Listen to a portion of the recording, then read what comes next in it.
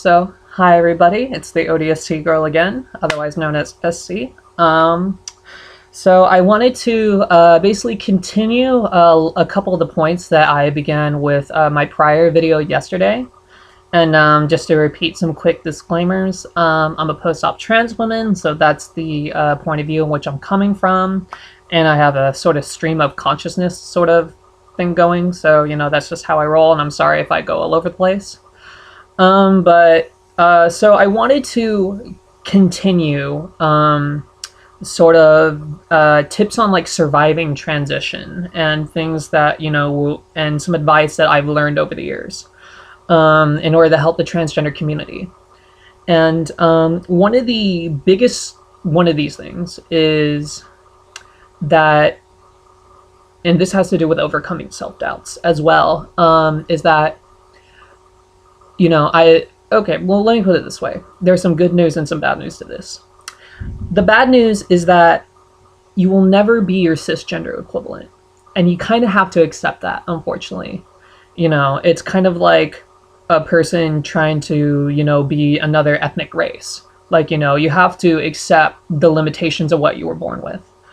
But despite that, you can overcome that cisgender beauty standard. And that's the good news, is that, while we may never be cisgender, we can become better than our cisgender counterparts. Well, how can you say that? Well, let me use, trans women for an example. Part of the Western beauty standard culture has to do with angles and the effects of light and shadow on them. And basically, when you take a masculine face and you put a couple years of estrogen onto it, what ends up happening is that you get this really beautiful face where, you have the sharp angles of like a traditionally masculine face in there, but the features are softened enough that the face looks female. And a lot of my trans women friends are so beautiful because of this. And this is part of, why I said you're more beautiful than you already think. Why I said that yesterday. And, the other thing is that trying to obtain a cisgender beauty standard is like cisgender women trying to obtain like the Victoria's Secret model beauty standard. Like, there's only a couple people where that standard will fit. And, there's no point in trying to obtain a false notion. Rather, beauty comes from, like partially physically beauty, but it also comes from having the confidence to be yourself. And, like some of my friends could be described as, like traditionally ugly or, whatever bullshit from, like Western beauty standards. But because they are so confident in themselves and that confidence shines like it shines like a shining beacon of hope and beauty. Like they are able to overcome this Western cisgender beauty standard that's just so, BS anyways.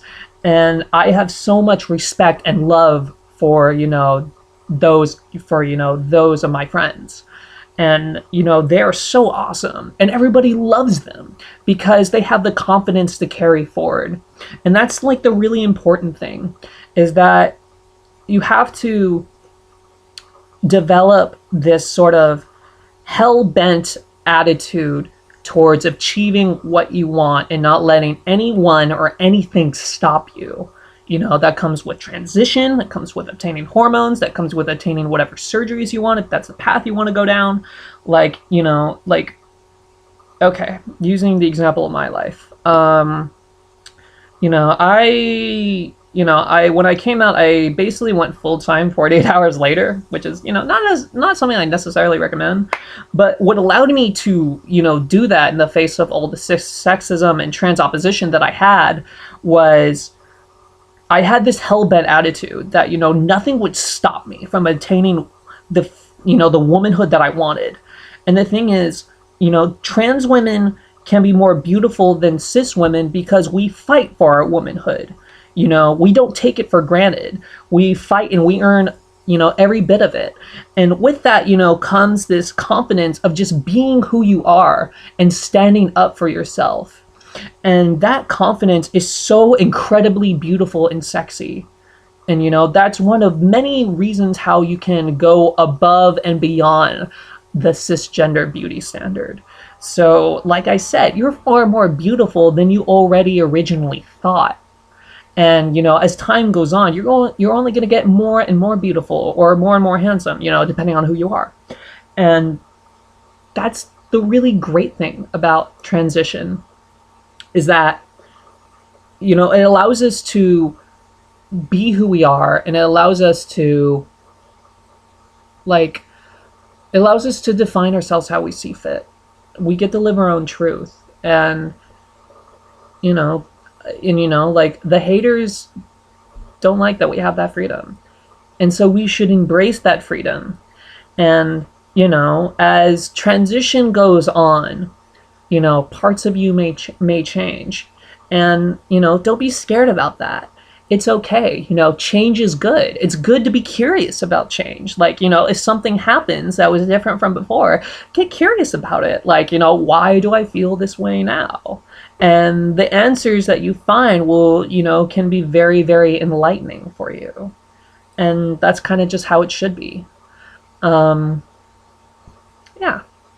So, and, when it comes to standing up for yourself, because there will always be some sort of obstacle there, and that's just kind of how the world is at this point. It takes a lot of courage to stand up for yourself, and it does, but you can, and you can overcome, and you can succeed far more than you ever realized possible. And the thing about HRT is that when you feel your right hormone coursing through your system, you will feel so validated in your transition and who you are. And just like it helps you learn to love yourself. And that's the most important thing, is transition is this journey about learning to love yourself again, and learning to be this new part of you. And it's so awesome and incredible, this journey of self-discovery and like self-reflection and whatnot.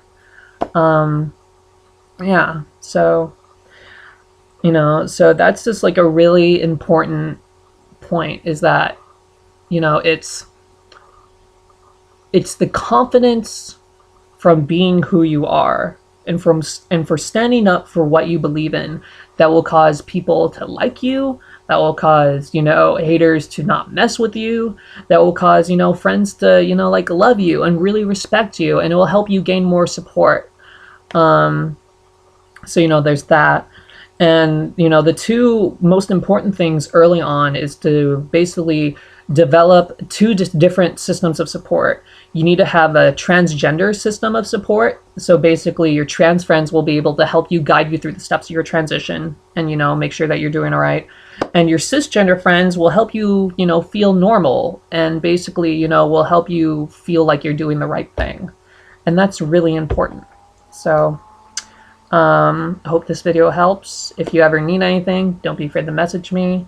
Love you all.